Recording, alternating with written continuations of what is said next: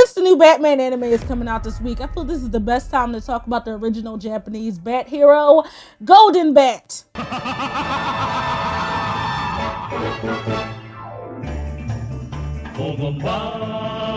I know what you're thinking. This is nothing but low quality rip-off trash, riding off the Joker's coattails. Sorry, but wrong! This is the OG, created in 1931 by Takeo Nakamatsu and Suzuki Ichiro. This means that it predates Batman, who first appeared in 1939, and Superman, who was first created in 1933 but didn't appear in comics until 1936. Named after a cigarette brand and based on illustrations from the Tokyo Ueno Royal Museum, it was pretty popular.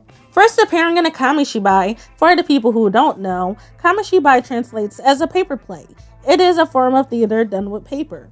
It was popular among Depression-era Japan, but fell into a decline after TV became commonplace in Japan. The interesting thing about Golden Bat is it actually survived the decline and was later adapted into manga and anime, with the godfather of anime Osamu Tezuka having a hand in one of the manga. The one I chose to talk about today is the 1967 anime adaptation, and not the full anime, but only a few episodes, well actually just one episode, because I feel that you can get the gist of the series just by watching one episode. It starts with a ship carrying a professor arriving at Antarctica. I bet you can tell just by looking at it, the animation is a bit clunky. That's actually an animation technique called limited animation. It was used to both cut down on the budget and save time. It was essentially a process of using common parts between frames so that you don't really have to redraw everything. This can be seen in plenty of old Hanna-Barbera cartoons and anime. My favorite use of limited animation has to be Clutch Cargo, mainly because I find it difficult to even consider this animation. It's just pictures with superimposed mouths on them. Disappeared? Golly! Annoying orange before annoying orange, yet for some reason still better quality.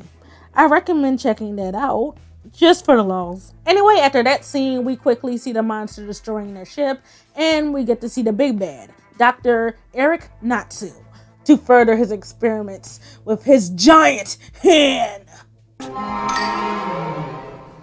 Good night, everybody. We then get a shot of a crew on a flying craft looking for the destroyed ship. A young boy hides inside of a cupboard from his father because he wants to go on adventures, but later comes out and performs a rescue mission because you should never underestimate a child, I guess.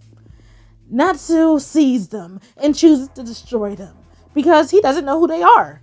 As you watch the show, the character dynamics become very clear. Takeru is the adventurous young boy, Marie is the girl, and Dakiro is the comedy relief idiot.